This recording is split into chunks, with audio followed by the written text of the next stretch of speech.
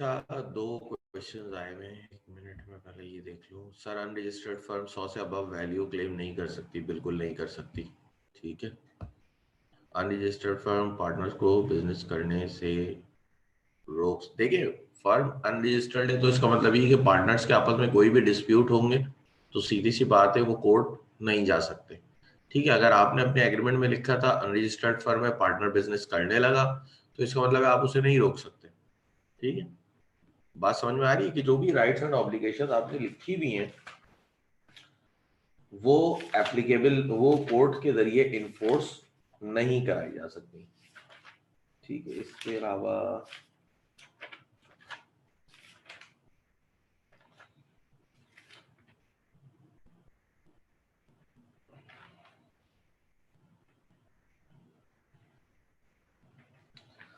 अच्छा, अब ये जो एक चीज और याद रखिएगा कि ये जो आपने डिसएडवांटेजेस पढ़े दर हकीकत अनरजिस्टर्ड फर्म के, तो एक तरह से ये रजिस्टर्ड फर्म के एडवांटेजेस बन जाएंगे। जैसे कि इसमें क्या था कि अनरजिस्टर्ड फर्म में कि थर्ड पार्टी के खिलाफ अनरजिस्टर्ड फर्म जो है वो कोर्ट ऑफ लॉ नहीं जा सकती।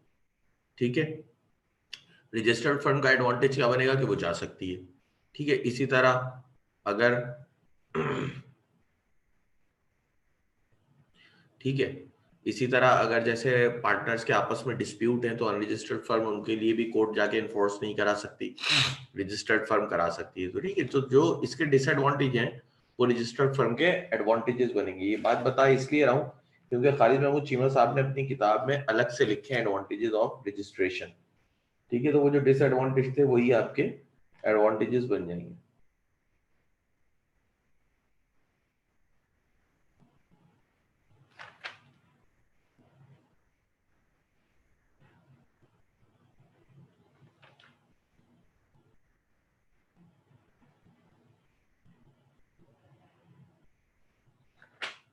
चाहे तो मैं थोड़ा सा डिस्कस करा देता हूँ। 1 मिनट, एक सवाल और है। सर, अनरजिस्टर्ड फर्म में ऑफिशियल असाइनी इंसॉल्वेंट पार्टनर की प्रॉपर्टी को रियलाइज करा सकता है? हाँ, देखिए, फर्म अनरजिस्टर्ड थी लेकिन इंसॉल्वेंट डिक्लेयर हो गई तो वो तो काम होगा ना। उस पर तो मैंने आपको बताया ना, वो तो एक्सेप्शन है, उस पर कोई फर्क नहीं पड़ता। ठीक है। देखिए, इन्होंने यही बातें लिखी हुई है। एडवांटेजेस ऑफ रजिस्ट्रेशन के एडवांटेजेस क्या है? पहली बात इन्होंने लिखी है कि फर्म को क्या क्या एडवांटेजेस हैं। तो पहला एडवांटेज इन्होंने लिखा है, the registered firm can sue any partner of the firm. कि रजिस्टर्ड फर्म जो है वो किसी भी पार्टनर पे फर्म के सूट फाइल कर सकती है, फॉर एग्जांपल ड्यूटीज वगैरह के हवाले से। फिर है, the registered firm can file a suit against the third party for the enforcement of right arising the contract. वही बात लिखी हुई कि थर्ड पार्टी पे भी सूट फाइल वगैरह कर सकती है। फिर है, the registration increases the goodwill of the firm because the details about the firm are present with the registrar which can be obtained in case of need। ये firm की गुडविल भी बढ़ा देती है। ठीक है। फर्म की रेपुटेशन वगैरह सारी चीजें अच्छी करती है। क्यों? क्योंकि रजिस्टर्ड फर्म की तमाम डिटेल्स रजिस्ट्रार के पास मौजूद होती हैं, तो किसी भी वक्त रजिस्ट्रार से ऑन डिमांड की जा सकती है। The registered firm attracts large capital resources from, देखिए, पब्लिक इंटरेस्ट ज्यादा होता है रजिस्टर्ड फर्म पे। यही वजह है कि रजिस्टर्ड फर्म जो है वो लार्ज सोर्स ऑफ कैपिटल जो है वो गैदर कर सकती है। फिर मजीद the registered firm can claim adjustment for the third party. वही बात, जो भी थर्ड पार्टी के साथ आपका क्लेम निकल रहा होगा आप उसको एडजस्ट करा सकते हैं, जो कि हमने डिसएडवांटेज पढ़ा था अनरजिस्टर्ड फर्म का। लेकिन यहाँ पे ये रजिस्ट्रेशन का एडवांटेज है, क्लेम करा सकते हैं। फिर है, the registered firm enjoy some concession in income tax. ठीक है। ये पॉइंट आप छोड़ दें, ये इनकम टैक्स से लिंक है कि किस तरह से वो एंजॉय करती है, किस तरह से आप एंजॉय नहीं करती। ठीक है। आपको भी पता है कि जो लोग फाइलर होते हैं वो कुछ बेनिफिट्स एंजॉय करते हैं, जो नॉन फाइलर होते हैं वो बेनिफिट्स एंजॉय नहीं करते। फॉर एग्जाम्पल, नॉन फाइलर का सर्विसेज पे टैक्स 17% कट जाता है, फाइलर का 10% कटता है। ठीक है। तो इसी तरह फर्म्स के भी हिसाब किताब होते हैं। फिर आप आते हैं एडवांटेजेस टू पार्टनर पे, कि रजिस्ट्रेशन कराने के पार्टनर्स को क्या एडवांटेज है। तो पार्टनर को ये एडवांटेज है कि the partners of registered firm can sue in the court to settle their disputes. कि जो भी पार्टनर के आपस में डिस्प्यूट्स होंगे वो उसके लिए कोर्ट जा सकते हैं। फिर है, the partners can sue the firm for their claims. Partner firm के ऊपर भी सू कर सकते हैं अगर उनका कोई क्लेम निकल रहा है, फॉर एग्जाम्पल रिटायरमेंट वगैरह के वक्त। In registered firm, the new person has less doubt on becoming a partner because he know that a dispute he can take a help of court. फिर जो नया आने वाला पार्टनर होता है उसका भी ट्रस्ट लेवल जो होता है वो रजिस्टर्ड फर्म पे ज्यादा होता है, क्योंकि उसको पता है कि कल को अगर कोई डिस्प्यूट आया, ठीक है, तो मैं कोर्ट भी जा सकता हूं, तो उसका भी एक ट्रस्ट लेवल जो है वो ज्यादा होता है। फिर in case of registered firm, the person who leave the firm cannot be held responsible for the firm debt after their retirement from firm because the record of the registrar of firm will show that they have left the firm. Registration होगी firm की, तो आपको पता है कि जब भी कुछ चेंज आएगा तो आपने रजिस्ट्रार के पास अपडेट कराना है। तो अगर कोई जाने वाला पार्टनर है जो रिटायरमेंट ले रहा है, तो आप उसको फ्यूचर डेट के लिए धोखेबाजी से भी लायबल नहीं ठहरा सकते, क्योंकि रजिस्ट्रार के पास तमाम रिकॉर्ड आपका अपडेट होगा। फिर क्रिएटर्स को भी कुछ एडवांटेजेस हैं, वो भी देख लेते हैं। अच्छा, जितनी भी चीजें मैंने खालिद महमूद चीमा साहब की यहाँ पे डिस्कस करी हैं, वो तमाम की तमाम जो है मैं आपको व्हाट्सएप कर दूंगा, ठीक है। जो भी चीजें मैंने खालिद महमूद चीमा साहब की किताब से डिस्कस करी है, क्योंकि पार्टनरशिप का मोस्ट हमारा जो है आज लास्ट चैप्टर होगा, तो वो भी एंड हो जाएगा, तो पार्टनरशिप एक्ट हमारा एंड हो जाएगा, और नेक्स्ट वीक में इसका भी टेस्ट ले लूंगा। Advantages to creditor, the partner of a registered firm can not deny the creditors from getting membership of the firm.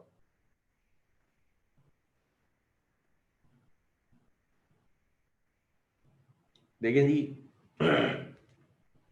जो भी पार्टनर्स हैं रजिस्टर्ड फर्म के, वो क्रेडिटर को डिनाई नहीं कर सकते कि हम जो है वो इस फर्म के मेंबर नहीं है। फिर मजीद, the creditor of a firm can hold all the partner liable for the payment of their debts due by the firm. अच्छा जी, जो क्रेडिटर्स को एडवांटेजेस है, इसको मैं इतना ज्यादा इसलिए फोकस नहीं करूंगा क्योंकि ये अनरजिस्टर्ड फर्म में भी आपको याद होगा कि आपने पढ़ा हुआ है कि क्रेडिटर जो है वो सूट फाइल करने जा सकता है। थर्ड पार्टी मतलब क्रेडिटर ही हुआ ना, तो वो सूट फाइल करने जा सकता है, तो उसके पास वो एडवांटेज उसके अंदर भी है। तो ये रजिस्ट्रेशन का या नॉन रजिस्ट्रेशन का चक्कर नहीं है, क्रेडिटर को हमेशा लॉन एडवांटेज दिया हुआ है इस सूरत में, ठीक है। दोनों सूरत हाल में उसके पास एडवांटेजेस मौजूद है। तो आप अगर बात करें तो एडवांटेजेस टू पार्टनर्स की बात करें या एडवांटेजेस टू फर्म की बात करें, तो फर्म के पास एडवांटेज होता है, लेकिन क्रेडिटर के बाद तो आपको पता है कि नॉन रजिस्ट्रेशन में भी हमने ये देखा था कि क्रेडिटर तो हमारे खिलाफ जा सकता है, लेकिन हम क्रेडिटर के खिलाफ नहीं जा सकते, कोर्ट ऑफ लॉ, ठीक है, कोर्ट। तो यहाँ पे इसका कोई वो नहीं है। मजीद इसमें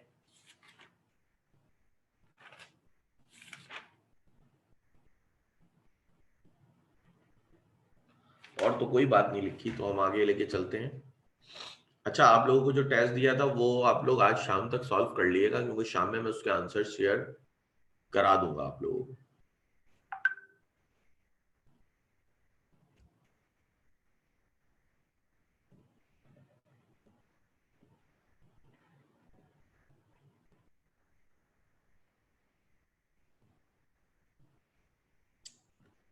हमने मेरे ख्याल से लाइबिलिटीज तक कर लिया था, हाँ। इनकमिंग एंड आउटगोइंग पार्टनर से स्टार्ट होगा, क्योंकि लाइबिलिटीज से हमने कर लिया था। देखिए, पार्टनरशिप फर्म में हमने पहले भी पढ़ा है कि आपने इसके एडवांटेजेस में भी देखा था कि कभी भी किसी भी पार्टनर को अपॉइंट भी कर सकते हैं आप, और कैपिटल वगैरह को उसमें इन्वेस्ट करा सकते हैं, या और भी मुख्तलिफ वजूहात होती हैं जिसकी बेस पे पार्टनर्स आते भी हैं और पार्टनर जाते भी रहते हैं, ठीक है। पार्टनर आ भी जाते हैं और पार्टनर चले भी जाते हैं, जो भी वजह हो सकती है। तो इसके बारे में भी पढ़ लेते हैं। देखें, इनकम, इसको भी दो हिस्सों में पढ़ेंगे, एक तो इनकमिंग पार्टनर है, दूसरा आउटगोइंग पार्टनर है। इनकमिंग पार्टनर न्यू एडमिशन है, ठीक है, subject to the contract between the partners. No person can be admitted as a partner into a firm without the consent of all existing partners. देखिए, पहली बात तो उन्होंने लिख दी सब्जेक्ट टू द कॉन्ट्रैक्ट। इसका मतलब है पार्टनर्स आपस में ये कॉन्ट्रैक्ट कर सकते हैं कि भाई अगर टोटल 5 पार्टनर है और मेजोरिटी चाहे कि नया बंदा पार्टनर अपॉइंट हो जाए, तो नया बंदा पार्टनर अपॉइंट हो सकता है। मतलब यहाँ पे लॉ ने आपको रिलैक्सेशन दे दिया।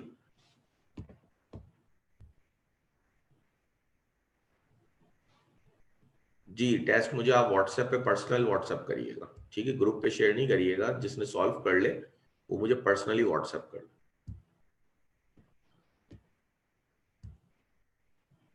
वैसे तो मैं आपको आंसर ग्रुप पे शेयर कराऊंगा, ठीक है जी। तो इनकमिंग एंड आउटगोइंग पार्टनर्स की पहली बात तो यही हो गई, subject to the contract between partners के लॉ ने पार्टनर्स को रिलैक्सेशन दे दी कि अगर वो चाहें तो वो किसी भी तरह का कॉन्ट्रैक्ट आपस में कर सकते हैं किसी भी पार्टनर के एडमिशन के लिए। फॉर एग्जांपल वो कह सकते हैं कि सिर्फ मेजॉरिटी चाहेगी तो पार्टनर अपॉइंट हो जाएगा, या दो जो सीनियर पार्टनर है वो चाहेंगे तो पार्टनर अपॉइंट हो जाएगा, ठीक है। लेकिन अगर वो कोई कॉन्ट्रैक्ट नहीं करते, लॉ इस उनका एग्रीमेंट इस मामले में साइलेंट रहता है, तो लॉ कहता है कि no person can be admitted as a partner into a firm without the consent of all existing partner. कि जब तक कोई भी शख्स फर्म में पार्टनर अपॉइंट नहीं हो सकता जब तक के तमाम एग्जिस्टिंग पार्टनर्स की हाँ हो उसके लिए, ठीक है। कि तमाम एग्जिस्टिंग पार्टनर जब तक ना चाहेंगे कोई भी शख्स पार्टनर अपॉइंट नहीं हो सकता। Mutual confidence and trust among the partners being an essential ingredient of an ideal partnership, it is very much natural that there must be a consent of all the partners to the introduction of a new partner unless the partners have already agreed otherwise। वही बात उन्होंने लिखी है, उन्होंने कहा है कि भाई देखें, पार्टनरशिप बिजनेस में यही होता है कि जो पार्टनर का म्यूचुअल ट्रस्ट होता है वही पार्टनरशिप की बेसिकली आइडियल पार्टनरशिप का एक इंग्रेडिएंट है, एक जरूरी हिस्सा है। क्यों? क्योंकि जब तक उनमें आपस में म्यूचुअल ट्रस्ट नहीं होगा वो पार्टनरशिप डिसॉल्व हो जाएगी, वो पार्टनरशिप कामयाब नहीं रह सकती। तो इसीलिए लॉ ने कहा है कि अगर आपने आपस में कोई एग्रीमेंट नहीं किया हुआ तो कोई भी partner without the consent of all existing partner नया अपॉइंट नहीं हो सकता। अगर आपने नया पार्टनर अपॉइंट करना है तो आपने सबसे हाँ कर डालनी है, ठीक है। अब जब नया पार्टनर आएगा, आपको पता है कि फर्म के कुछ लाइबिलिटीज भी होती हैं, कुछ एसेट्स भी होते हैं, ठीक है। लाइबिलिटीज भी होती हैं, क्लेम्स भी चल रहे होते हैं, कुछ भी होता है। तो ये भी जरूरी है कि नए पार्टनर की क्या लाइबिलिटी होगी, ठीक है। ये भी बहुत जरूरी बात है कि नया आने वाला पार्टनर है उसकी क्या लाइबिलिटी होगी, ठीक है। तो लॉ कहता है a new partner becomes liable for the debts and acts of the firm only from the date he is admitted as a partner. He can not be held liable for the acts of the old firm. A new partner may, however, agree to be liable for the debts existing prior to his admission, but such agreeing will not give to a prior creditor the right of suing him because of the absence of privity of contract. He will be liable to the other co-partner only. The creditor can make him liable if he had agreed with them expressly or impliedly for being liable towards them for the past debt. अब ये बड़े काम की बात है। देखिए उसकी liability जज करने का तरीका क्या है। पहली बात तो ये हो गई कि फॉर एग्जाम्पल अगर एक पार्टनर 10 जनवरी 2020 को अपॉइंट हो रहा है नया, और आपका बिजनेस जो है वो पिछले 10 सालों से चल रहा था, लेकिन नया पार्टनर आपने अपॉइंट किया 10 जनवरी 2020 से, तो 10 जनवरी 2020 से जो फ्यूचर डेट्स हैं उनके लिए नया पार्टनर लायबल होगा, पास्ट डेट्स के लिए, पुराने डेट्स के लिए पार्टनर लायबल नहीं होगा। ये तो लॉ ने एक रूल ऑफ थंब बता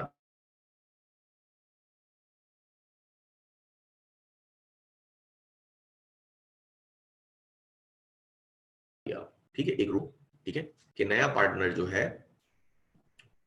वो एग्री कर जाए इस बात से, ठीक है, वो एग्री कर जाए इस बात से कि ठीक है आपकी फर्म की, देखें कोई भी शख्स इतनी आराम से एग्री नहीं करता, जरूर उसके लिए भी कोई लुक्रेटिव ऑप्शन होता है। हो सकता है उसको इस बिजनेस में बहुत ज्यादा चार्म नजर आता हो, बहुत ज्यादा ग्रोथ नजर आती हो कि बिजनेस बहुत आगे जाएगा, तो वो इस बात के लिए भी एग्री कर सकता है कि ठीक है मैं आपके पास डेट के लिए भी लायबल हूं, ठीक है। वो एग्री कर सकता है अगर वो चाहे तो, ये उसके ऊपर है कि अगर वो चाहे तो वो एग्री कर ले कि ठीक है मैं आपके पास डेट के लिए भी लायबल हूं। लेकिन अगर वो एग्री कर लेता है उसके बावजूद भी जो क्रेडिटर है ना वो उसको लायबल नहीं ठहरा सकता। वो अदर को पार्टनर्स के तो लायबल है जो उसके दूसरे को पार्टनर, लेकिन क्रेडिटर के लिए लायबल नहीं है। क्रेडिटर उस पर सूट फाइल नहीं कर सकता, क्रेडिटर एग्जिस्टिंग ओल्ड पार्टनर्स पे ही सूट फाइल करेगा। क्रिएटर के लिए वो कब लायबल होगा? जब क्रिएटर से वो एग्री करे कि हाँ ये बंदा भी आपके लिए लायबल है, क्रिएटर से वो एग्री करे अलग से, तो क्रिएटर के लिए लायबल होगा। अदरवाइज वो अदर को पार्टनर्स के लिए तो पास डेट के लिए लायबल है, लेकिन क्रिएटर के लिए लायबल नहीं होगा। क्लियर है ये भाई? क्लियर है पॉइंट? फिर इसके बाद है retirement of a partner.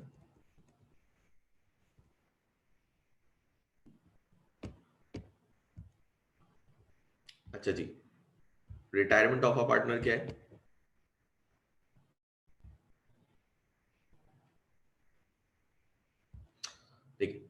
partner is set to be retired. A partner is set to retire when the surviving partners continue to carry on the business of the firm and the member retiring ceases to be a partner.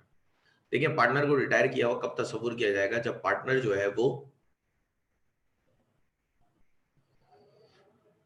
जो है वो firm से अपना नाता तोड़ ले, अपनी partnership खत्म कर दे और आपके जो सर्वाइविंग पार्टनर है वो बिजनेस को कंटिन्यू रखें, तो हम कहते हैं रिटायरमेंट है। क्योंकि देखिए अगर पूरा बिजनेस ही खत्म कर रहे हैं तो वो रिटायरमेंट नहीं हो रही, वो तो वाइंड अप हो रहा है, वो रिटायरमेंट नहीं हो रही। रिटायरमेंट तब होती है जब आप फर्म से अपना बिजनेस खत्म, अपनी पार्टनरशिप खत्म कर दें, लेकिन जो आपके सर्वाइविंग पार्टनर्स हैं, जो रिमेनिंग पार्टनर्स हैं, वो बिजनेस को कंटिन्यू रखे हुए, ये चीज कहलाती है रिटायरमेंट। अगर पूरा बिजनेस क्लोज हो जाए तो वो रिटायरमेंट नहीं होगी, वो वाइंड अप में चली जाएगी, क्या आपने तो बिजनेस ही बंद कर दिया। ठीक है, रिटायरमेंट हम कहते तभी हैं कि पूरा बिजनेस जो है वो चल रहा हो लेकिन आपने अपनी पार्टनरशिप से पीछे हट गए हो, आपने अपनी पार्टनरशिप खत्म कर दी उस फर्म के साथ, तो हम कहते हैं कि ये पार्टनर रिटायर्ड पार्टनर है, रिटायर हो गया। ठीक है, अब इसमें मेथड क्या क्या होते हैं?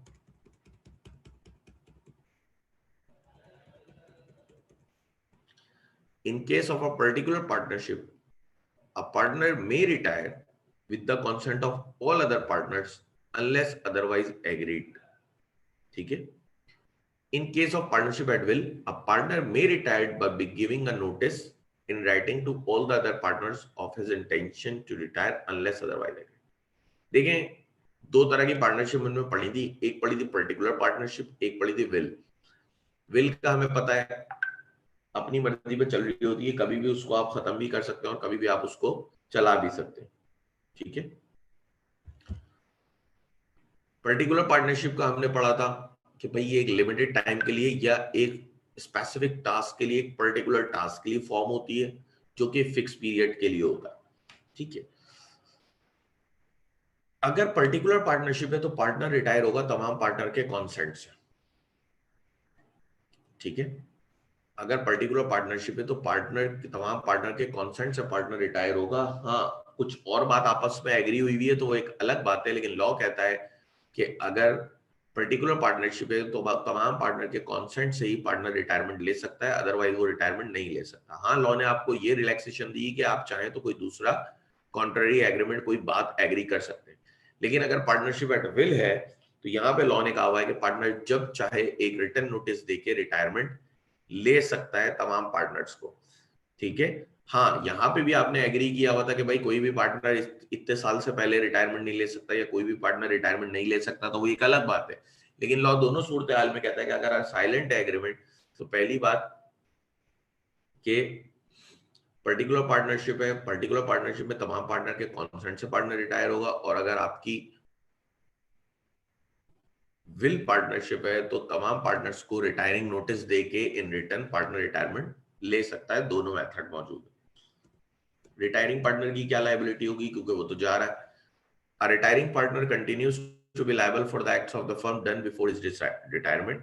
He may, however, free himself from the liability towards third party for the debts of the firm incurred before his retirement by an agreement with such third parties and the partner of the reconstituted firm, discharging the outgoing partner from all liabilities. ठीक है, the remaining partners alone cannot give this freedom to the retiring partner. He may be discharged only if the creditors agree. देखें जी, पहली बात तो retiring partner में एक काम की बात यह है कि रिटायरिंग पार्टनर भी जो होगा वो अब जब तक उसकी रिटायरमेंट डेट है उससे पहले वाले तमाम डेट्स के लिए वो लायबल होता है। ठीक है, उससे पहले वाले तमाम डेट्स के लिए लायबल होता है। हाँ, वो अपनी लायबिलिटी को खत्म करा सकता है अगर थर्ड पार्टी को वो एग्री कर ले। यही लिखा हुआ है, free himself from his liability towards third parties for the debts of the firm incurred before his retirement by an agreement with such third parties and the partner of the reconstituted firm discharging the outgoing partner from all liability. ठीक है, कि तमाम partner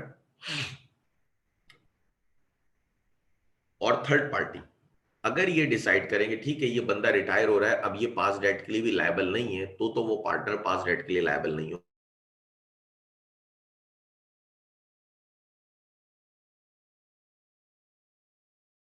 होगा। लेकिन party consent, without creditor consent ये बात नहीं कह सकते कि आप पास डेट के लिए लायबल नहीं है।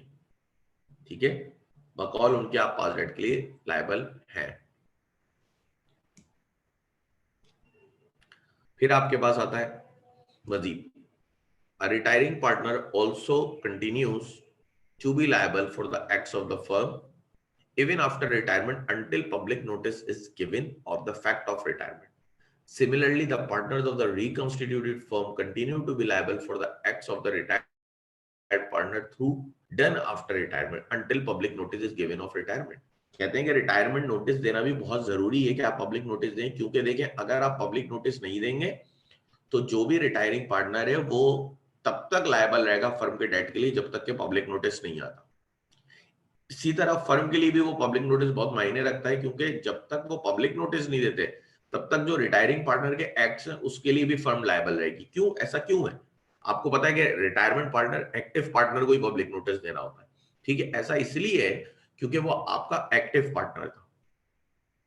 जब वो आपका एक्टिव पार्टनर था तो वो आपके बिहाफ पे एग्रीमेंट्स करता था, और आपको पता है कि पार्टनरशिप एक म्यूचुअल एजेंसी है, तो हर पार्टनर दूसरे पार्टनर्स का एक एजेंट है और प्रिंसिपल भी है। तो इसी तरह से अगर रिटायरिंग पार्टनर पब्लिक नोटिस नहीं देता तो भी वो फर्म के फ्यूचर डेट के लिए लायबल रहता है। और अगर फर्म पब्लिक नोटिस नहीं दे, for example public notice firm के लिए भी उतना ही जरूरी है। क्यों? क्योंकि अगर पब्लिक नोटिस नहीं आएगा तो उसके तमाम एक्ट्स के लिए भी फर्म भी लायबल रहेगी, ठीक है। तो ये जो बेसिकली नोटिस का काम है, अब ये आपकी फर्म भी दे सकती है क्योंकि उसके लिए भी बहुत जरूरी है, और रिटायरिंग पार्टनर खुद भी दे सकता है, दोनों में से कोई भी दे सकता है। लेकिन याद रखिएगा कि स्लीपिंग या डॉर्मेंट पार्टनर के लिए पब्लिक नोटिस देना जरूरी नहीं है।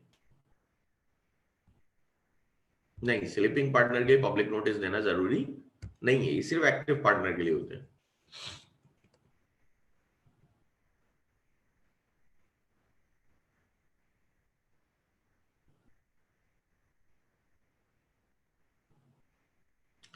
देखिए, ये समझे rule of misjoinder of parties, the rule of law that separate suit for separate contract and hence no two distinctly liable parties can be sued under one suit is known as the rule of misjoinder of parties।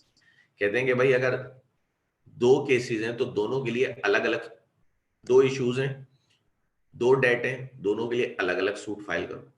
Separate suit for separate contract, ठीक है, separate suit होता है separate contract के लिए, and has no two distinctly liable parties can be suit under one. इसीलिए अगर दो अलग अलग पार्टीज हैं तो वो कभी भी एक सूट के अंदर लायबल नहीं होती। यही कहलाता है रूल ऑफ मिसजॉइंडर ऑफ पार्टीज, ठीक है, कि आप सेपरेट फुल सूट फाइल करेंगे सेपरेट कॉन्ट्रैक्ट के लिए, और दो मुख्तलिफ पार्टियों को एक सूट के अंदर आप नहीं ला सकते। ये क्यों पढ़ लें, अभी हम देखते हैं आगे। लेकिन this rule should be remembered while making an incoming और outgoing partner liable for the debts of the firm, ठीक है। ये रूल रखना जरूरी क्यों है? क्योंकि हमारे पास पार्टनर आ भी रहा है और पार्टनर चला भी जाता है, मतलब एडमिशन भी होता है और रिटायरमेंट भी होती है। इसलिए ये चीज बड़ी जरूरी है कि सेपरेट फूड सेपरेट कॉन्ट्रैक्ट, क्योंकि देखें बड़ी काम की बात है, जब एक पार्टनर नया आता है तो भी आपका कॉन्ट्रैक्ट चेंज होता है। फॉर एग्जाम्पल पहले एक फर्म में 5 पार्टनर थे, छठा पार्टनर अपॉइंट हो गया तो कॉन्ट्रैक्ट चेंज होगा। इसी तरह अगर एक फर्म में 5 पार्टनर थे, एक पार्टनर चला गया तो 4 बचे, अब उनके लिए भी कॉन्ट्रैक्ट बदलेगा, ठीक है, उनके लिए भी नया कॉन्ट्रैक्ट बनेगा। तो ये बड़ा जरूरी होता है कि सेपरेट सूट आप सेपरेट कॉन्ट्रैक्ट के लिए रखेंगे। देखें आगे देखें, for example if A B C and D are partners and D retires without giving public notice and E is admitted to the partnership on the same very day, that is on 1st July 2007, ठीक है जी। कह रहे हैं कि ए B C D जो थे वो partner थे, डी ने रिटायरमेंट ले ली लेकिन पब्लिक नोटिस नहीं दिया, और ई उसी तारीख को आपके पार्टनर अपॉइंट हो गए जो कि है 1st जुलाई 2007। An innocent creditor who advances money to the firm after 1st July 2007, ठीक है, can make all of them A, B, C, D and E individually liable or existing partners, ठीक है, that is A, B, C and E jointly liable. He cannot make A, B, C, D and E jointly liable in one suit because all of them were never partners of the same partnership at one time, ठीक है जी। आगे क्या लिखते हैं कि एक innocent creditor था who advances money to the firm after 1 July 2007 can make all of them A, B, C, D and E individually liable or existing partner A, B, C and E jointly liable. ठीक है, अब समझने की बात क्या है, देखिए आपकी जो पार्टनरशिप है ना उसमें A, B, C और D थे। हुआ क्या कि डी ने रिटायरमेंट ली और ई ने एडमिशन लिया। इसका मतलब है कभी भी ये पांचों एक साथ पार्टनर नहीं रहे, क्योंकि डी जा रहे थे और ई आ रहे थे। पांचों बंदे कभी भी एक साथ पार्टनर नहीं रहे। ठीक है, तो अगर एक इनोसेंट क्रेडिटर है, एक इनोसेंट क्रेडिटर है और उसने आपको कुछ एडवांस दे दिया, 1 जुलाई को डी गए और ई आए, इसका मतलब है पांचों एक साथ तो कभी भी पार्टनर नहीं रहे। या तो A B C D partner रहे या ए बी सी और ई पार्टनर रहे, कभी भी एक साथ पांचों के पांचों पार्टनर नहीं रहे।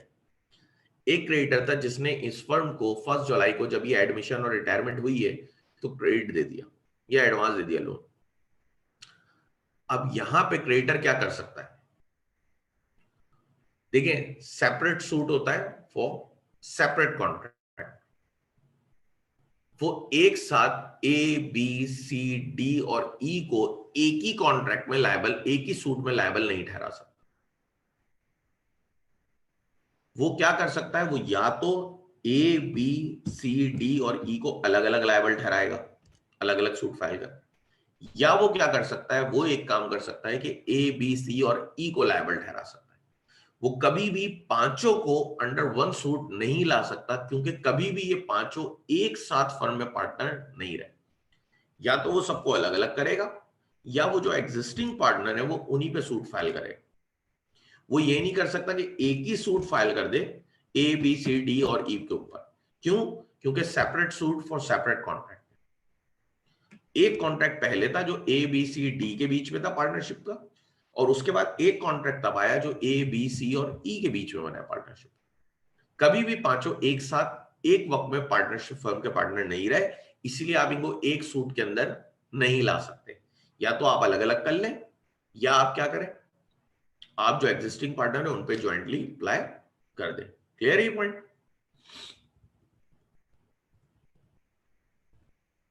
अगर कुछ पूछना है इस पॉइंट में समझ में नहीं आया तो बताएं, वरना फिर मैं आगे चलता हूं।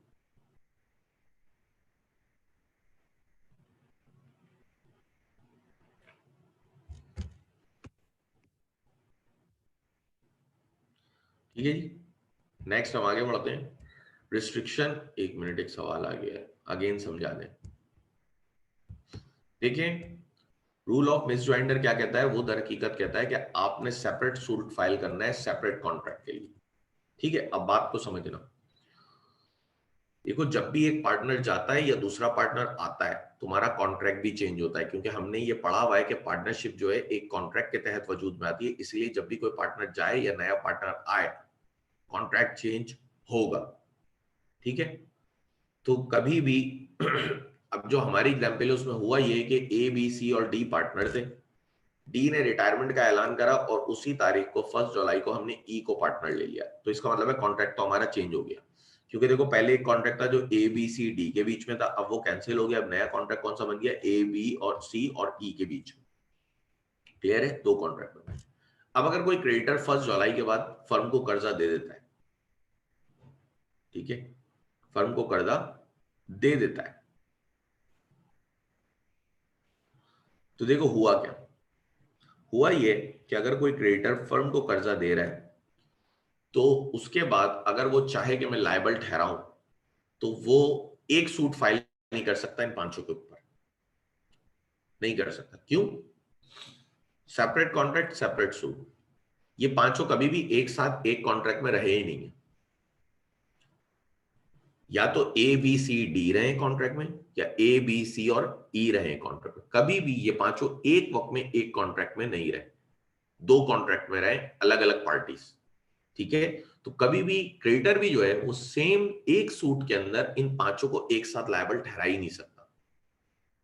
वो लायबल ठहराएगा अलग अलग या तो सबको अलग अलग सूट फाइल कर दे, या क्या कर सकता है, जो एग्जिस्टिंग पार्टनर है उन पे सूट फाइल कर सकता है। कभी भी एक साथ सबको सूट फाइल नहीं कर सकता। क्यों? वजह क्या? वजह यही है कि ये एक कॉन्ट्रैक्ट का पार्ट नहीं रहेगा। जब ये एक कॉन्ट्रैक्ट का पार्ट नहीं रहे, इनके कॉन्ट्रैक्ट सेपरेट थे, पहले अलग चार के बीच में था, उसके बाद अलग चार के बीच में था, तो आपका सूट भी अलग अलग होना है, या आपने एग्जिस्टिंग पार्टनर पे करना है। आप सिंगल सूट पे काम नहीं कर सकते। ठीक है। अब इसी तरह restriction imposed on retiring partner. Retiring partner पे क्या क्या रिस्ट्रिक्शंस होती हैं? Section 36 has imposed the following restriction on retiring partners. देखिए जी, रिटायरिंग पार्टनर पे कुछ रिस्ट्रिक्शंस होती हैं। पहली होती है, क्योंकि जब पार्टनर रिटायर हो रहा होता है तो उसके ऊपर लॉ भी कुछ पाबंदियां लगाता है। क्या क्या होती है? पहली पाबंदी तो आपकी होती है, he must not use the name of the firm although he has a right to carry on a competing business. ठीक है, उसके भाई राइट है कि वो इसके कंपटीशन का बिजनेस कर सकता है। अगर उसके भाई ये राइट भी है, उसके बाद भी वो फर्म का नेम यूज नहीं कर सकता, क्योंकि फर्म का नेम यूज नहीं करेगा तो ज्यादा अच्छा है। फर्म का नेम यूज करेगा तो लगेगा क्या? फर्म की ब्रांच। इसलिए लॉ ने इसीलिए कहा है कि ठीक है, आपके पास अगर राइट भी है कि आप कॉम्पिटिंग बिजनेस कर सकते हैं, तो भी आप फर्म का नेम यूज नहीं कर सकते जिस फर्म में आप काम कर रहे थे। दूसरा, he can not represent himself to the public as carrying of the on the business of the firm as a branch or otherwise agree. वो अपने आप को फर्म का ही ये वो अपने बिजनेस को ऐसे रिप्रेजेंट नहीं कर सकता जैसे कि ये फर्म की कोई ब्रांच है या कोई एजेंसी वगैरह उसने ले ली। ठीक है, ऐसी कोई भी हरकत नहीं कर सकता। He must not canvass the old customers of the firm. वो पुराने कस्टमर्स को भी इनवाइट नहीं कर सकता। खुद से कोई आ जाए अलग बात है, इनविटेशन देके नहीं बुला सकता। जो फर्म के कस्टमर थे वो फर्म के ही हैं, ठीक है, खुद से आ रहा है अलग बात है, इनवाइट नहीं कर सकता। ठीक है, मजीद आगे बढ़े। Some of these restriction however may be remove by a contract between the outgoing partners and the other partner. On the other hand, additional restriction may be imposed by means of a contract. कहते हैं कि ये तो law ने restrictions बताई हैं, लेकिन अगर आप चाहें तो इसमें कमी बेशी भी कर सकते हैं और इसमें ज्यादती भी कर सकते हैं। मतलब ज्यादा भी कर सकते हैं और कम भी कर सकते हैं, आपके ऊपर है। लॉ ने आपको यहाँ पे भी अलाउ कर दिया है कि हमने तो आपको तीन चीजें बता दी कि भाई ना वो फर्म का नाम यूज कर सकता है भले वो कॉम्पिटिंग बिजनेस कर रहा हो, ना वो अपने आप को पब्लिक को ऐसे रिप्रेजेंट कर सकता है कि मैं फर्म की कोई ब्रांच वगैरह खोल के बैठा हूँ, ना ही वो फर्म के ओल्ड कस्टमर्स को इन्वाइट कर सकता है। ठीक है, लेकिन लॉ ने आगे ये भी कह दिया कि हाँ ये तो हमने बता दिया, लेकिन बात ये कि अगर आप चाहें तो इसमें आगे पीछे कर सकते हैं, बढ़ा भी सकते हैं और इस रिस्ट्रिक्शंस को कम भी कर सकते हैं। Right of retiring partner in certain cases share subsequent profits. देखिए, अब जब पार्टनर रिटायर हो रहा है तो लाजमी बात है पार्टनर के रिटायरमेंट के बाद भी कुछ प्रॉफिट तो मिलेगा। तो पार्टनर के क्या क्या राइट है ये देख लेते हैं। उस प्रॉफिट में अगर पार्टनर का कोई राइट बनता है तो उसको देख लेते हैं, क्योंकि प्रॉफिट तो होगा फर्म को। If any member of a firm ceases to be a partner and the business of the firm is carried on without any final settlement of accounts with him, then in the absence of a contract to the contrary, he or his legal representative has the option either। कहते हैं अगर देखिए, जब भी एक शख्स retired होता है, जैसे कि फॉर एग्जांपल आप जॉब पे हैं और आप जॉब छोड़ते हैं, तो आपकी एक फाइनल सेटलमेंट बनती है जिसमें आपकी जी ग्रेजुएटी भी आ जाती है, पीएफ भी आ जाती है, लास्ट सैलरी भी आ जाती है, लीव इनकैशमेंट भी होती है, और बाकी कोई बोनस वोनस कुछ भी चीज हो, जो भी आपके कंपनी से पैसे निकलते होते हैं, वो पूरी एक फाइनल सेटलमेंट बनती है। इसी तरह जब कोई पार्टनर रिटायर होगा तो उसकी भी एक फाइनल सेटलमेंट होगी ना भाई, कि जो जो आज तक प्रॉफिट हुए उनमें जो शेयर थे या जो उसने कैपिटल लगाया है वो कैपिटल आप दें। ठीक है, ये तमाम चीजें इस तरह की आपकी बनती हैं। तो जब भी कोई पार्टनर रिटायर होता है और आप उसकी फाइनल सेटलमेंट नहीं करते तो वो सब्सिक्वेंट प्रॉफिट में भी हिस्सेदार बन जाता है, वो या उसका लीगल रिप्रेजेंटेटिव, उनके पास ये ऑप्शन आ जाता है। सब्जेक्ट टू द कॉन्ट्रैक्ट लिखा हुआ, इसका मतलब है अगर कोई कॉन्ट्रैक्ट टू द कॉन्ट्रैक्ट, कोई कॉन्ट्राडिक्टेड कॉन्ट्रैक्ट आपने किया हुआ है जो इस बात से इत्तेफाक नहीं रखता तो वो अलग बात है। लेकिन लॉ ये कहता है कि अगर कॉन्ट्रैक्ट टू द कॉन्ट्ररी आपके बीच नहीं हुआ हुआ और इसके अलावा अगर कोई भी शख्स रिटायरमेंट लेता है और आप उसकी सेटल नहीं करते अकाउंट्स को, उसको पेमेंट नहीं करते, तो उसके पास ये ऑप्शन आ जाता है, उसके पास उसके लीगल रिप्रेजेंटेटिव के पास, दोनों के पास ये ऑप्शन आ जाता है। To claim such share of profits made since he ceased to be a partner as may be attributable to the use of his share of the property of the firm। ठीक है, मजीद जो subsequent profit हुआ है भाई, क्योंकि देखें आपका capital अगले ने वापस नहीं करा जब आपने रिटायरमेंट ली, इसका मतलब क्या, आपका कैपिटल बिजनेस में यूज हो रहा है। जब कैपिटल बिजनेस में यूज हो रहा है तो यकीनन कुछ प्रॉफिट भी जनरेट करने में उसकी हिस्सेदारी है। तो कहते हैं कि आप पार्टनर के पास ये राइट है कि या तो वो सब्सिक्वेंट प्रॉफिट में हिस्सा मांगे, क्योंकि अभी तक आपने मेरी फाइनल सेटलमेंट नहीं करी है, इसलिए सब्सिक्वेंट प्रॉफिट में आप हिस्सा दें, और उसी रेशो से दें जिस रेशो से हम ऑलरेडी कैपिटल शेयर करते थे, प्रॉफिट शेयर करते थे। या दूसरा ऑप्शन क्या है कि 6% इंटरेस्ट क्लेम करे जो भी उसका सेटलमेंट फर्म के ऊपर रुकी हुई है। दोनों में से कोई भी एक काम कर सकता है कि वो या तो रिटायरमेंट के बाद सब्सिक्वेंट शेयर ले सकता है प्रॉफिट में, या आपका 6% इंटरेस्ट क्लेम करेगा। ठीक है, दोनों में से कोई भी काम वो कर सकता है।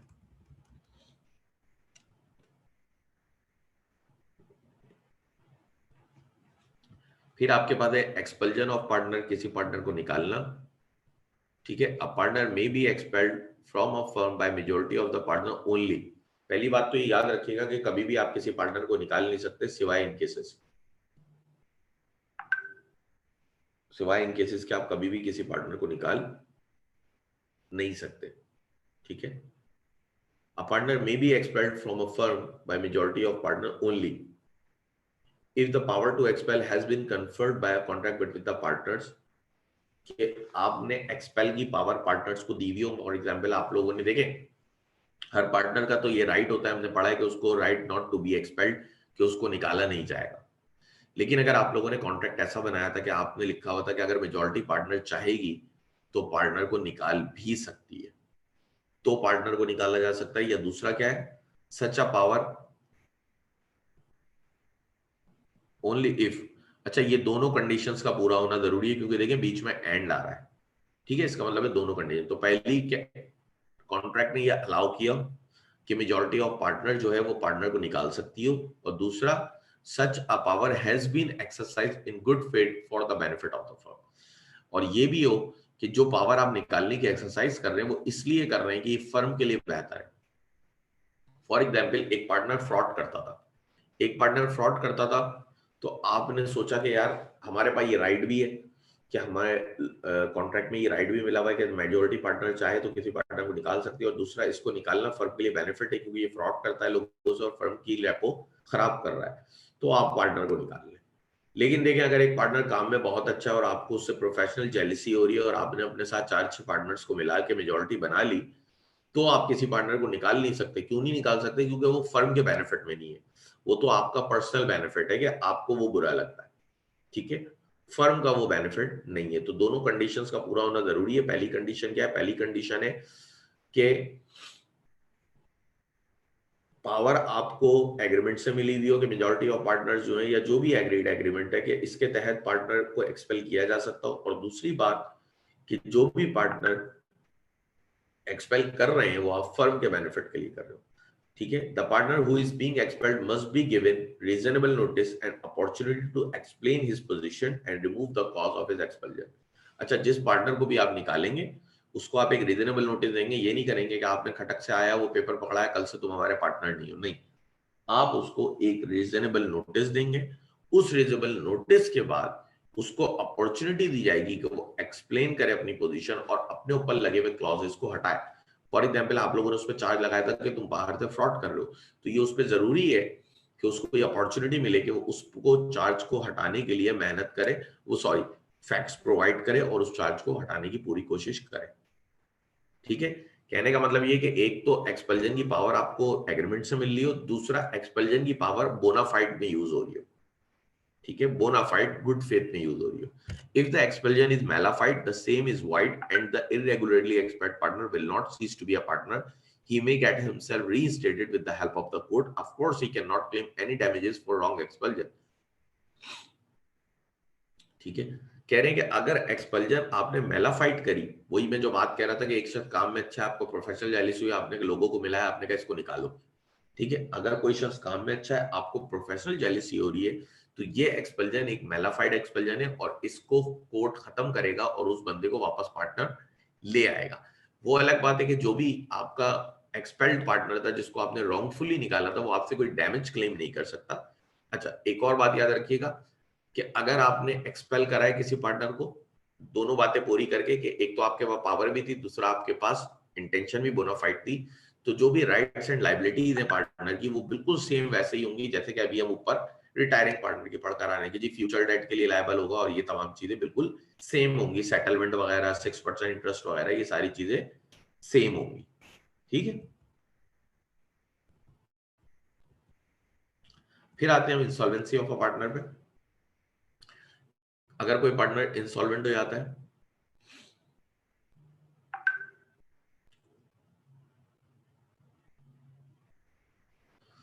where a partner in a firm adjudicated as insolvent, he ceases to be a partner on the date on which the order of adjudication is made.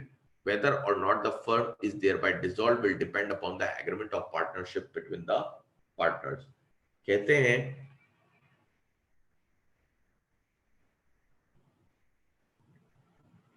कि अगर कोई पार्टनर इनसॉल्वेंट डिक्लेयर हो गया, देखिए हमें ये पता है कि पार्टनरशिप भी एक कॉन्ट्रैक्ट है और ये भी पता है कि इनसॉल्वेंट पार्टनर किसी भी कॉन्ट्रैक्ट का पार्ट नहीं रह सकता क्योंकि वो डिस्क्वालिफाइड बाय लॉ। अगर कोई शख्स इनसॉल्वेंट हो गया तो जिस दिन से वो इनसॉल्वेंट डिक्लेयर हुआ है उस दिन से आपकी पार्टनरशिप का वो पार्टनर नहीं रहेगा। बाकी पार्टनर बिजनेस कंटिन्यू रखेंगे नहीं रखेंगे ये एग्रीमेंट पे डिपेंड करता है, लेकिन वो शख्स बिजनेस का पार्टनर नहीं रह सकता। Where under contract between the partners, the firm is not dissolved by the adjudication of a partner as an insolvent. The estate of partners so adjudicated is not liable for any act of the firm, and the firm is not liable for any act of the insolvent done after the date on which the order of adjudication is made. It is to be noted that unlike a retiring partner, an insolvent partner is not required to give a public notice of his being adjudicated insolvent in order to absolve himself from liability for future acts of the firm. देखिए जी, पहली बात, जिस दिन partner insolvent declare होगा उस दिन से वो पार्टनर नहीं रह सकता फर्म का, लेकिन जो भी पास डेट थे उनके लिए तो उसकी जो प्रॉपर्टी फर्म में लगी थी वो लायबल होगी, लेकिन फ्यूचर डेट्स के लिए देखिए अब दो तरीके हैं ना, या तो अगर आपकी पार्टनरशिप एग्रीमेंट इस तरह था, आपने लिखा था एक भी पार्टनर इंसॉल्वेंट वगैरह डिक्लेयर हुआ पार्टनरशिप खत्म कर देंगे। लेकिन अगर पार्टनरशिप ऐसा था कि भाई अगर कोई पार्टनर इंसॉल्वेंट होता है तो रिमेनिंग पार्टनर बिजनेस को कंटिन्यू रखेंगे, इसका मतलब आपकी पार्टनरशिप खत्म नहीं हो रही और वो इंसॉल्वेंट डिक्लेयर हुआ है, उसका बिजनेस में कुछ ना कुछ कैपिटल तो लगा हुआ है। ठीक है, तो जो भी उसका कैपिटल वगैरह लगा हुआ है और वो इंसॉल्वेंट डिक्लेयर होता है और आपकी पार्टनरशिप कंटिन्यू रहती है, तो वो भी कैपिटल जो उसका प्रॉपर्टी है फर्म के अंदर वो फ्यूचर डेट के लिए लायबल नहीं हो, ना ही फर्म के, यही लिखा हुआ is not liable for any act of the firm and the firm is not liable for any act of the insolvent, और फर्म भी इंसॉल्वेंट के लिए लायबल नहीं होगी। अच्छा, एक और बात याद रखिएगा कि रिटायरिंग पार्टनर की तरह इंसॉल्वेंट पार्टनर को पब्लिक नोटिस देना जरूरी नहीं, उसको रिक्वायर्ड नहीं है कि वो पब्लिक नोटिस दे और अपने आप को फर्म के फ्यूचर एक्ट से बचाए, नहीं, उसको कोर्ट ने इंसॉल्वेंट डिक्लेयर करा, उसको पब्लिक नोटिस देना जरूरी नहीं है। मजीद the insolvent partner share in the firm assets will be used for firm debt first and whatever remains will be utilised for the insolvent partner debts. ठीक है, कह रहे हैं कि जो भी फर्म में उसका कैपिटल लगा हुआ था तो उस डेट से पहले पहले, जिस डेट को वो इंसॉल्वेंट डिक्लेयर हुआ उससे पहले पहले डेट के लिए तो वो लायबल था, तो जो भी फर्म में उसकी प्रॉपर्टी है वो पहले उस डेट के लिए यूज होगी जिसके लिए वो लायबल है, उसके बाद वो उसके पर्सनल डेट्स के लिए यूज होगी, मजीद फर्म के डेट के लिए वो लायबल नहीं रहेगी। ठीक है, क्योंकि आपको पता है इंसॉल्वेंट पार्टनर फ्यूचर डेट के लिए लायबल नहीं होगा, तो वो पास डेट में पहले यूटिलाइज होगी, बाद में उसके पर्सनल डेट के लिए यूटिलाइज होगी और इसको पब्लिक नोटिस देना भी रिक्वायर्ड नहीं। Death of a partner, although on the death of a partner a firm is dissolved, but if the other partners so agree the firm may not be dissolved। कहते हैं कि death of a partner पे firm तो dissolve हो जाती है, लेकिन अगर बाकी पार्टनर नहीं है, एग्रीमेंट ने उनको इजाजत दी हुई है, तो वो चाहे तो फर्म को डिसॉल्व ना करें। Where a firm is not dissolved, the state of a deceased partner, sir insolvent के बाद अदर पार्टनर्स पार्टनरशिप को कंटिन्यू करना चाहते हैं तो वो न्यू एग्रीमेंट बने जी। बेसिकली आप नेक्स्ट चैप्टर में पढ़ेंगे कि ये रिकॉन्स्टिट्यूशन हो रही है फर्म की, कि रिमेनिंग पार्टनर एक नया एग्रीमेंट बनाएंगे, क्योंकि पुराने वाले में तो उस पार्टनर के भी राइट्स ड्यूटीज, तब तो वो इंसॉल्वेंट हो गया, आपका पार्टनर रहा ही नहीं, तो आपको चेंज करना पड़ेगा। ठीक है, तो उसी एग्रीमेंट को आप रिकॉन्स्टिट्यूट करेंगे।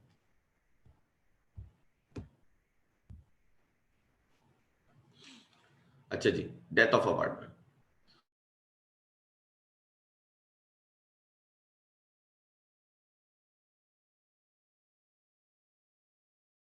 Although on the death of a partner,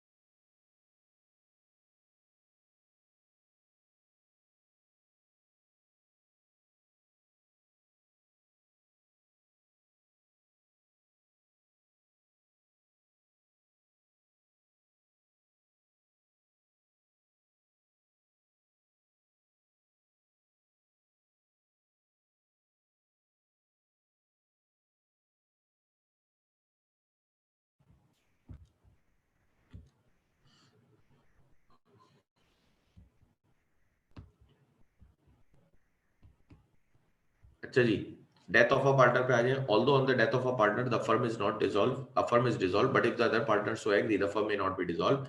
Where a firm is not dissolved, the estate of a deceased partner is not liable for any act of the firm done after his death. His estate is liable only for the liabilities undertaken during his lifetime. No public notice of death is required to relieve the deceased partner estate from future liability. बहुत आसान सा है कि जब आपके partner की death हो जाती है तो फर्म डिसॉल्व होती है, लेकिन अगर आप कंटिन्यू रखना चाह रहे हैं, बिजनेस को कंटिन्यू कर रहे हैं, तो उसका जो कैपिटल बिजनेस में लगा हुआ है, ठीक है, उसके वो सिर्फ लायबल होगा पास डेट के लिए, उसके इंतकाल से पहले पहले। फ्यूचर डेट के लिए लायबल नहीं है, और डेथ ऑफ पार्टनर में भी पब्लिक नोटिस रिक्वायर्ड नहीं है। It is important to note that the provision of Section 36, restriction imposed on retiring partner, and Section 37, rights of retiring partner to share subsequent profit in certain cases, which have been discussed under the heading of retiring of a retirement of a partner, are also applicable when partner ceases to be a partner by expulsion, insolvency or death. कह रहे हैं कि जो आपने restriction के section पढ़े थे और जो आपने सब्सिक्वेंट प्रॉफिट के सेक्शन पढ़े थे कि सब्सिक्वेंट प्रॉफिट में हिस्सा ले ले अगर उसकी फाइनल सेटलमेंट नहीं, या 6% इंटरेस्ट ले ले, ठीक है, दोनों सूरत हाल में, ठीक है, दोनों सूरत हाल में आपका जो ये दो दोनों सेक्शन है ये सेम अप्लाई होंगे डेथ पे, इंसॉल्वेंसी पे या एक्सपेल्जन पे। ठीक है, ये सेम अप्लाई यहाँ पे भी हो रहे होंगे। फॉर एग्जाम्पल अगर कोई पार्टनर एक्सपेल हो रहा है उसके ऊपर भी यही होगा कि भाई फर्म का नाम यूज नहीं कर सकता, आप फर्म के पुराने कस्टमर को नहीं बुला सकता, और इसी तरह उसका प्रॉफिट शेयरिंग भी कि या तो सब्सिक्वेंट प्रॉफिट ले या 6% पर एनम इंटरेस्ट ले। इंसॉल्वेंसी की केस में यही है और डेथ के भी केस में यही है। डेथ में लाजमी बात है लीगल रिप्रेजेंटेटिव पे आ जाएंगी तमाम चीजें। ठीक है, मजीद आते हैं आप revocation of continuing guarantee. Continuing guarantee आपको पता है जो कि सीरीज ऑफ ट्रांजैक्शंस के लिए ली जाती है, कभी भी एक सिंगुलर अमाउंट के लिए नहीं ली जाती। A continuing guarantee given to a firm or to a third party in respect of the transaction of a firm in the absence of contract to the contrary revoked as to future transaction from the date of any change in the constitution of firm। देखिए basically partner की death होना, partner insolvent declare होना, नए partner का आना या किसी partner को निकाल देना, इन तमाम चीजों में आपका पार्टनरशिप एग्रीमेंट चेंज हो रहा है। पार्टनरशिप एग्रीमेंट चेंज हो रहा है, इसका मतलब है रिकॉन्स्टिट्यूशन हो रही है फर्म की। अगर फर्म की कोई रिकॉन्स्टिट्यूशन होती है और फर्म के पास ऑलरेडी किसी की कंटिन्यूइंग गारंटी थी, तो वो ऑटोमेटिकली रिवोक्ड हो जाएगी रिकॉन्स्टिट्यूशन से from for future debts. Past debt के लिए वो गारंटी वैलिड थी, लेकिन कोई भी रिकॉन्स्टिट्यूशन अगर होती है तो फ्यूचर डेट के लिए वो गारंटी ऑलरेडी रिवोक्ड हो जाएगी। क्लियर?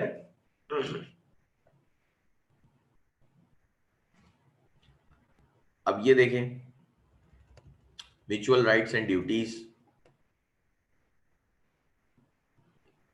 देखिए बड़ा आसान सा है भाई, टॉपिक है, ये आप पढ़ लिएगा कि म्यूचुअल राइट्स एंड ड्यूटीज क्या होंगी। कॉन्स्टिट्यूशन ऑफ द फर्म होगा, नया पार्टनर आए या पुराना जाए तो हो सकता है उनके रेशियोज वगैरह भी चेंज होंगे, तो ये तमाम वही बातें लिखी हुई हैं। बहुत आसान सा टॉपिक है, ये आप पढ़ लिएगा, ना आप समझ आए तो फिर मुझसे कल पूछ लिएगा। इसके साथ आपका ये चैप्टर एंड हो जाता है और हम अपने नेक्स्ट चैप्टर पे चलेंगे, जो कि लास्ट चैप्टर भी है आपके पार्टनरशिप एक्ट का, डिसोल्यूशन ऑफ पार्टनरशिप फर्म।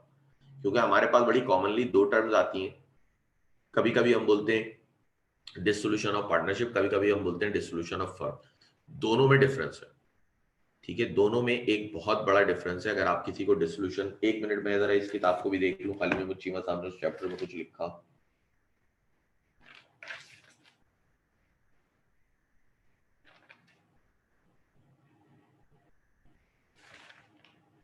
नहीं लिखा हुआ, ठीक है। देखिए जी, डिसोल्यूशन ऑफ पार्टनरशिप कहूं या डिसोल्यूशन ऑफ फर्म कहूं, दोनों में बड़ा फर्क है और लॉ ने इनको क्लियरली डिस्टिंग्विश किया हुआ, डिस्टिंक्ट किया आपस में। देखिए डिसोल्यूशन ऑफ पार्टनरशिप होता है एग्रीमेंट का डिसॉल्व होना, ठीक है, आपका एग्रीमेंट जो है वो खत्म हो जाए। Section 39 provide that the dissolution of partnership between all the partners of a firm is called the dissolution of firm। देखें आपका जब भी एग्रीमेंट रिकॉन्स्टिट्यूट होता है, इसको हम कहते हैं डिसोल्यूशन ऑफ पार्टनरशिप। नया पार्टनर आया, एग्रीमेंट चेंज हो गया, पुराने पार्टनर की डेथ हो गई, एग्रीमेंट चेंज हो गया, पुराना पार्टनर इंसॉल्वेंट हो गया, एग्रीमेंट चेंज हो गया, रिटायर हो गया, एग्रीमेंट चेंज हो गया, ये तमाम क्या है, रिकॉन्स्टिट्यूशन ऑफ फर्म। ये चीज कहलाती है डिसोल्यूशन ऑफ पार्टनरशिप, ठीक है।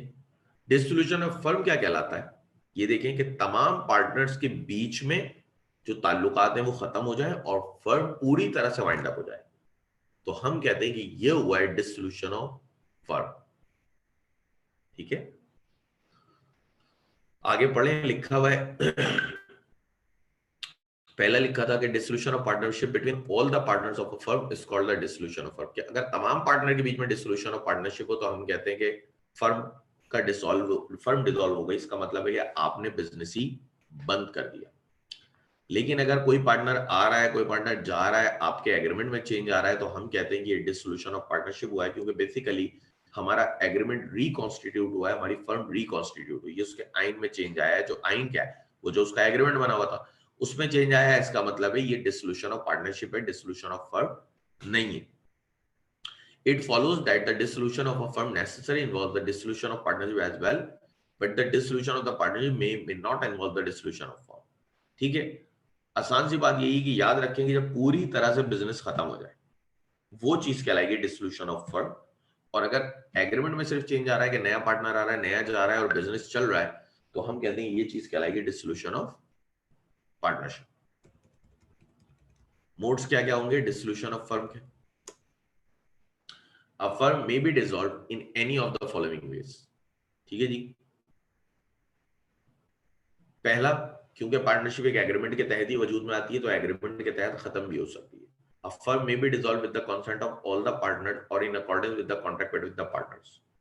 Partnership is created by contract, it can also be terminated by contract। वही बात कह रहे हैं कि भाई फर्म को आप डिसॉल्व कर सकते हैं, तमाम पार्टनर का कॉन्सेंट ले लें और पार्टनर आपस में डिसाइड कर लें कि हम ये बिजनेस को मजीद कंटिन्यू नहीं करना चाह रहे, और क्योंकि ये एक कॉन्ट्रैक्ट के तहत क्रिएट हुई थी इसीलिए ये एक कॉन्ट्रैक्ट के तहत खत्म भी की जा सकती है, टर्मिनेट भी की जा सकती है। Notice where the partnership is at will, the firm may be dissolved by any partner giving notice in writing to all the partners of his intention to dissolve the firm. Of a notice of dissolution, once given, cannot be withdrawn without the consent of other partners. कह रहे हैं कि अगर partnership at will थी तो कोई भी partner कभी भी फर्म को डिसॉल्व करने का नोटिस बाकी तमाम पार्टनर को दे सकता है कि हम इस फर्म को डिसॉल्व कर देते हैं। हाँ, ये याद रखिएगा, अगर एक दफा उसने नोटिस प्लेस कर दिया तो उसके बाद वो विड्रॉ नहीं कर सकता जब तक कि तमाम पार्टनर्स कॉन्सेंट ना देंगे, ठीक है तुम अपना नोटिस वापस ले लो। कोई एक पार्टनर ने भी अगर कॉन्सेंट नहीं दिया तो वो अपना नोटिस वापस नहीं ले सकता। ठीक है, the firm is dissolve as from the date mentioned in the notice as the date of dissolution। ठीक है, फर्म को डिसॉल्व कर सकते हैं आप उस डेट के साथ जो कि मेंशन होगी नोटिस ऑफ डिसोल्यूशन पे, if no date is so mentioned as from the date of communication of the notice. Notice पे जो डिसॉल्व की डेट आपने लिखी होगी उस डेट पे हम लेंगे डिसोल्यूशन डेट को।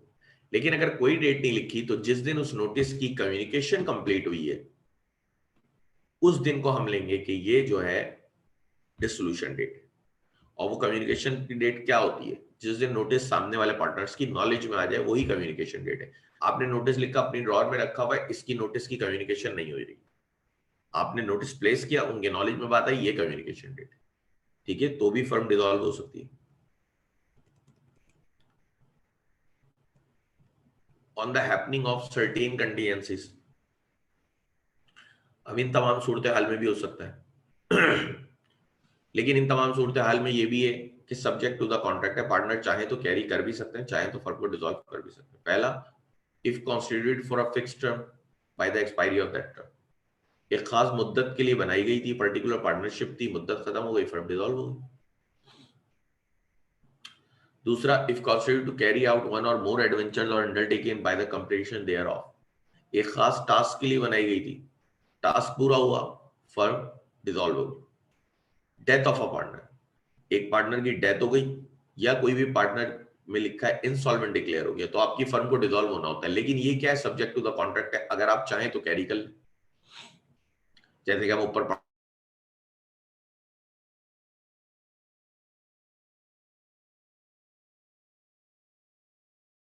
पढ़कर आ रहे हैं, क्या कर रहे हैं? द पार्टनरशिप एग्रीमेंट में provide that the firm will not dissolved in any of the aforementioned circumstances, such provision is valid। उन्होंने यहां भी ये बात लिख दी कि देखिए ऊपर हमने चार बातें करी हैं कि इन चारों सूरत हाल में फर्म डिसॉल्व हो जाती है, लेकिन अगर पार्टनरशिप एग्रीमेंट कह रहा है कि इन चीजों में हम अपनी फर्म डिसॉल्व नहीं करेंगे, सिर्फ पार्टनरशिप का डिसॉल्व होगा, फर्म डिसॉल्व नहीं होगी, डिसोल्यूशन ऑफ पार्टनरशिप होगा, डिसोल्यूशन ऑफ फर्म नहीं होगा, तो लॉ ने कहा है अलाउ है, बिल्कुल वैलिड प्रोविजन। ठीक है जी। फिर नेक्स्ट है कंपल्सरी डिसोल्यूशन, अब डिसोल्यूशन करना जरूरी है। क्यों? अ firm is compulsorily dissolve under any of the following circumstances, इनमें से कोई भी सर्कमस्टांसेस हुए तो आपकी फर्म को कंपल्सरी डिसॉल्व होना है। पहला, when all the partners or all the partner but one are adjudged insolvent, तमाम पार्टनर या एक को छोड़ के तमाम पार्टनर इंसॉल्वेंट डिक्लेयर हो जाए तो भी फर्म डिसॉल्व हो जाएगी। एक को छोड़ के एक के रहने का फायदा नहीं है, क्यों? क्योंकि वो अकेले तो पार्टनरशिप कर ही नहीं सकता। ठीक है, तो एक को छोड़ के तमाम पार्टनर इंसॉल्वेंट डिक्लेयर हो जाए या तमाम पार्टनर ही इंसॉल्वेंट डिक्लेयर हो जाए तो भी फर्म डिसॉल्व हो जाएगी। दूसरा, when some event has happened which make it unlawful for the business of the firm to be carried on for the partners to carry it on a partnership, कोई भी ऐसा इवेंट हैपन हो गया जिसने इस बिजनेस को unlawful बना दिया या पार्टनरशिप के लिए मसला कर दिया पार्टनर्स के लिए कि वो अपनी पार्टनरशिप को कैरी कर सकें। देखिए फॉर एग्जांपल आप कोई ऐसा बिजनेस करते थे, आप लोग पॉलिथीन बैग्स बनाते थे, लॉ ने उसको इलीगल डिक्लेयर कर दिया, अब आपका फर्म को तो कंपलसरी डिसॉल्व होना है, खत्म होना है, क्योंकि लॉ ने इस पे पाबंदी लगा दी। ठीक है, या कोई ऐसी सूरत हाल हो गई जिसकी वजह से अब आप अपनी पार्टनरशिप को कैरी नहीं कर सकते। When any partner who is a citizen of a foreign country becomes an alien enemy because of the declaration of war between his country and Pakistan, ठीक है, जैसे कि पार्टनर एलियन एनिमी डिक्लेयर हो गया, where however a firm is carrying on more than one adventure or undertaking, the illegality of one or more shall not of itself cause the dissolution of firm in respect of its lawful adventures or undertaking। कह रहे हैं कि देखिए अब मसला क्या है, दो पार्टनर थे, पहली पॉइंट तो उन्होंने बताया भाई सारे पार्टनर इंसॉल्वेंट डिक्लेयर हो गए, फर्म को डिसॉल्व करना है। दूसरा बताया कोई ऐसा इवेंट एक हो गया जिसकी वजह से फर्म का बिजनेस अनलॉफुल डिक्लेयर हो गया, तो भी फर्म को डिसॉल्व करना है। लेकिन अगर फर्म एक से ज्यादा बिजनेस करती है, फॉर एग्जाम्पल वो पॉलिथीन बैग्स भी बनाती है, वो बॉक्सेस भी बनाती है कागज के, गत्ते के सॉरी, ठीक है, या कार्टून भी बनाती है, ये तमाम चीजें फर्म करती है, तो ठीक है, पॉलिथीन बैग वाला बिजनेस इलीगल हुआ है ना, बाकी बिजनेस तो सही है, तो फर्म डिसॉल्व नहीं होगी। इसी तरह अगर दो ही पार्टनर थे और आपका पार्टनर जो है वो एलियन एनिमी डिक्लेयर हो गया, तो भी आपकी फर्म डिसॉल्व होगी। अगर दो से ज्यादा लोग थे, एक पार्टनर एलियन एनिमी डिक्लेयर हुआ है, तो फर्म डिसॉल्व नहीं होगी, आपकी पार्टनरशिप डिसॉल्व होगी। ठीक है, फिर डिसोल्यूशन बाय कोर्ट, कभी कभी कोर्ट भी अपनी डिस्क्रिप्शन पे डिसोल्यूशन का ऑर्डर कर देता है। ठीक है, कभी कभी कोर्ट भी कर देता है।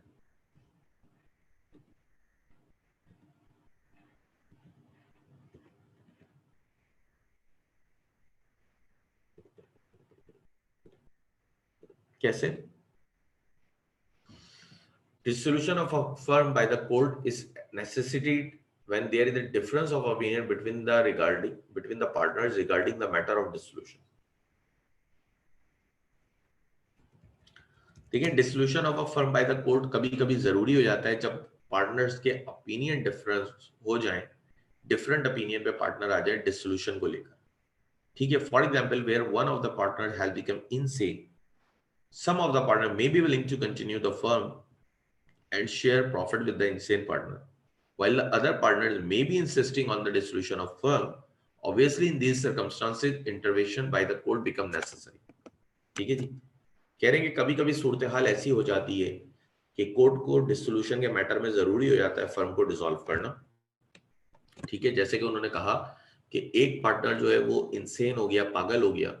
अब बिजनेस के कुछ पार्टनर तो चाह रहे हैं कि इंसेन पार्टनर को शेयर ऑफ प्रॉफिट देते रहेंगे और पार्टनर बना के रखें, ठीक है, लेकिन आपके बाकी पार्टनर कह रहे हैं कि नहीं भाई, बिजनेस को डिसॉल्व कर दें, आप खत्म कर दें। अब ये डिस्प्यूट हो गया, ऐसी सूरत हाल में कोर्ट की इंटरवेंशन बड़ी जरूरी हो जाएगी कि कोर्ट ने अपना पॉइंट करना है, अपना डिसीजन देना है, उसकी इंटरवेंशन बहुत जरूरी है। On receiving the petition for the dissolution of the firm, the court is not bound to decree dissolution and it enjoys complete discretion in this matter। It may or may not order for the dissolution of the firm depending on the merits of each case। अब होगा क्या, देखिए dispute arise हुआ है, dispute हुआ, कुछ partner कह रहे हैं भाई इस पागल पार्टनर के साथ बिजनेस को कैरी करते हैं और हम डिसॉल्व इसको शेयरिंग प्रॉफिट दे रहेंगे। कुछ पार्टनर कह रहे हैं नहीं जी, फर्म को खत्म करें, डिसॉल्व करें और हमको भी आजाद करें। अब क्या हुआ, कोर्ट में पिटिशन फाइल हो गई। जब पिटिशन फाइल हुई तो अब कोर्ट की इंटरवेंशन आ गई और ये प्योरली कोर्ट की डिस्क्रिप्शन होगी, वो दोनों के मेरिट्स देखेगा, दोनों के फैक्ट्स देखेगा और उसके बाद फैसला करेगा कि डिसॉल्व करनी है कि नहीं करनी। जो वो अपनी डिक्री देगा, जो अपना फरमान देगा, वो दोनों के मेरिट्स देख के देगा, केसेस के पॉइंट्स, वो फैक्ट्स देखेगा कंप्लीट और फिर उसके बाद बताएगा कि फर्म डिसॉल्व करनी है कि नहीं करनी। Section 44 enumerates the various grounds on which a petition may be made to the court for the dissolution of the firm। ठीक है, the section lays down that the suit of a partner the court may dissolve a firm or any of the following grounds। कहते हैं कि ये जो मजीद हम आगे बात करेंगे सेक्शन 44 के तहत, ये वो ग्राउंड है जहां पे कोर्ट में पिटीशन फाइल हो जाती है और कोर्ट इन पे शायद डिसोल्यूशन के ऑर्डर दे भी सकता है या नहीं भी दे सकता। पहला था insanity. When a partner becomes insane, in this case, the section permits not only any of partner but also the next friend of the insane partner to file the suit for the dissolution of the firm। Insanity की सूरत में भी court में petition file हो जाती है dissolution के लिए, और ना सिर्फ रिमेनिंग पार्टनर कर सकते हैं जो आपके पार्टनर्स थे इंसेन पार्टनर के, बल्कि उसका कोई लीगल रिप्रेजेंटेटिव या उसका दोस्त भी कर सकता है, जो भी उसका नेक्स्ट टू किन होगा वो कर सकता है। ठीक है, क्या आप ये फर्म को डिसॉल्व कर दें। परमानेंट इनकैपेसिटी,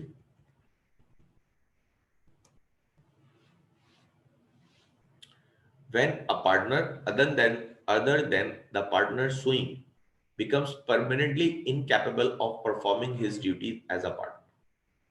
जो पार्टनर सूट फाइल कर रहा है उसके अलावा कोई पार्टनर जो परमानेंट इनकैपेबल हो गया कि वो अपनी ड्यूटीज वगैरह सरंजाम नहीं दे सकता, तो भी फर्म को डिसॉल्व करने की पिटीशन आप फाइल कर सकते हैं। ठीक है, कि आपका कोई पार्टनर जो है वो अब मजीद अपनी ड्यूटीज को परफॉर्म नहीं कर सकता किसी भी वजह से, कोई डिसेबिलिटी हो गई या कोई दूसरा सीन हो गया जिस परमानेंट इनकैपेसिटी में आ गया, तो सीधी सी बात है आप मजीद सूट फाइल कर सकते हैं कि ये फर्म को डिसॉल्व किया जाए। Misconduct, when a partner other than the partner suing is guilty of misconduct which is likely to affect prejudicially the carrying on the business of the firm, it is not necessary that the misconduct which is made the ground of dissolution should be connected with the partnership business। ठीक है, conviction for travelling without ticket. ठीक है, पहली बात देखें, कोई भी misconduct हुआ, फॉर एग्जाम्पल आप देखें जब बिजनेस करते हैं ना तो आपकी एक रेपुटेशन होती है। कोई मिसकंडक्ट किसी पार्टनर ने किया, जो पार्टनर सूट करेगा उसके अलावा ही यकीनन कोई पार्टनर होगा, सूट करने वाला खुद तो करेगा नहीं। ठीक है, अगर किसी पार्टनर ने सूट फाइल किया और उसके अलावा क्यों किया, क्योंकि उसके बिजनेस के किसी पार्टनर से कोई मिसकंडक्ट हुआ, वो मिसकंडक्ट कुछ भी हो सकता है, वो बिजनेस से लिंक भी हो सकता है। ठीक है, या कोई भी चीज हो सकती है, फॉर एग्जाम्पल वो लोगों में फ्रॉड करता फिर रहा था, या जनाब वो जो है कोई विदाउट टिकट ट्रैवलिंग कर रहा था जिसकी वजह से बिजनेस के रैपो में फर्क आ रहा है, मीडिया में आ रहा है लिखा हुआ। ठीक है, या दूसरे पार्टनर्स की फैमिली के साथ कुछ गलत हरकत कर रहा है। ठीक है, ऐसी कोई भी हरकत वो कर रहा है, ठीक है, ऐसा कोई भी मिसकंडक्ट वो कर रहा है, ठीक है, तो भी आप कोर्ट में पिटीशन फाइल कर सकते हैं कि फर्म को डिसॉल्व कर दिया जाए। परसिस्टेंट ब्रीच ऑफ एग्रीमेंट, कोई भी पार्टनरशिप बिजनेस में अगर कंटिन्यूअसली ब्रीच ऑफ एग्रीमेंट हो रहा है, जैसे when a partner other than the partner suing commits frequently breaches of the partnership agreement और otherwise so conduct himself in matters relating to the business that other partner find it impossible to carry on the business in the partnership firm with him, taking away the books of account using firm monies for his private debts, कुछ भी। अगर एक partner है वो continue agreement का bridge कर रहा है, ड्यूटीज से वायलेट कर रहा है, फॉर एग्जांपल उस ड्यूटी में नहीं है कि वो कोई भी प्रोडक्ट वगैरह परचेज कर सकता है, लेकिन वो फर्म के लिए परचेज कर रहा है, फर्म के अकाउंट से पैसे निकाल के अपने घर ले जाता है, कोई भी ऐसी हरकतें कर रहा है जिसकी वजह से बाकी पार्टनर्स को लग रहा है कि भाई ये इतना ज्यादा एग्रीमेंट का वायलेशन करता है कि हम इसके साथ बिजनेस को कैरी नहीं कर सकते, तो भी कोर्ट में पिटीशन फाइल कर सकते हैं कि ये बिजनेस को डिसॉल्व किया जाए। ट्रांसफर ऑफ इंटरेस्ट, आपको पता है पार्टनरशिप फर्म में ट्रांसफर नहीं होता इंटरेस्ट कभी भी। When a partner other than the partner suing has transferred the whole of his interest in the firm to a third party or has allowed his share to sold in execution of a decree, transfer or assignment of transfer or assignment of partner's interest does not by itself dissolve the firm, but the other party may apply to the court to dissolve the firm if such a transfer occurs।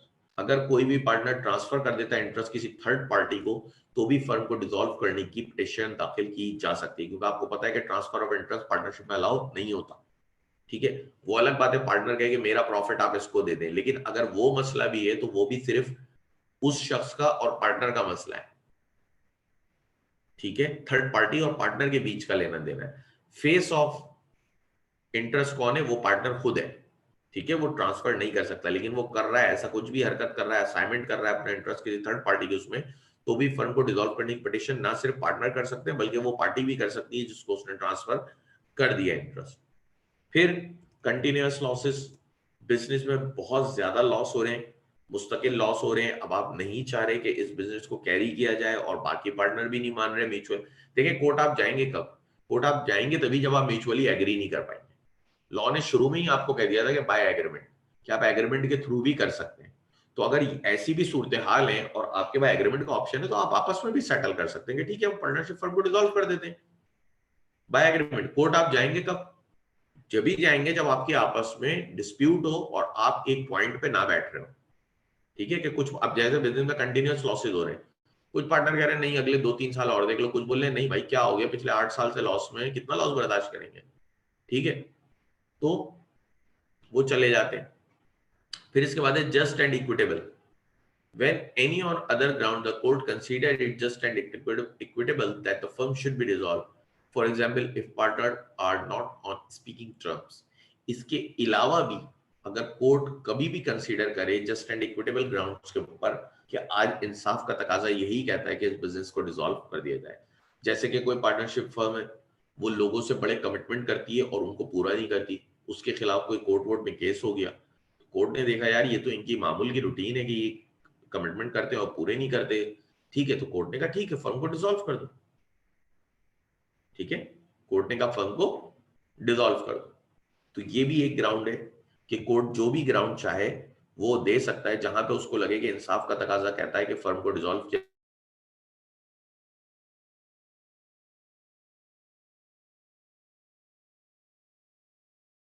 है, तो वहां पे भी test के हवाले से आप लोग शाम तक कर लीजिएगा 6-7 बजे तक।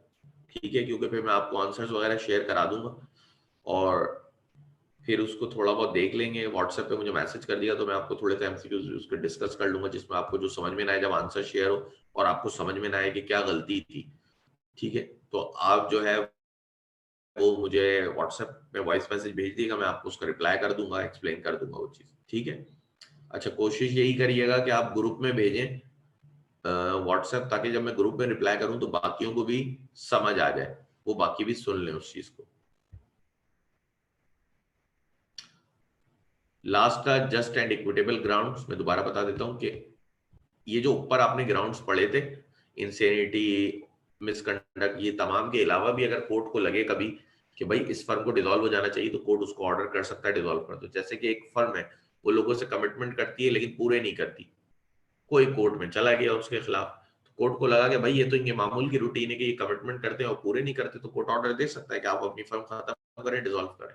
ठीक है, तो जब भी कोर्ट को इंसाफ का तकाजा ये कहेगा कि भाई आप जो है इसको डिसॉल्व करें तो कोर्ट उसको उस ग्राउंड के ऊपर डिसॉल्व करवा सकती है। ठीक है जी, यहीं तक रखते हैं। दोबारा बता देता हूं कि आप लोग जो भी टेस्ट होगा उसके आंसर चेक करिएगा, जो एमसीक्यूज आपको समझ में ना आए आप ग्रुप पे ही मैसेज करिएगा ताकि मैं ग्रुप पे ही रिप्लाई करूं, बाकी भी सुन लें उसको। अच्छा जी, अल्लाह हाफिज।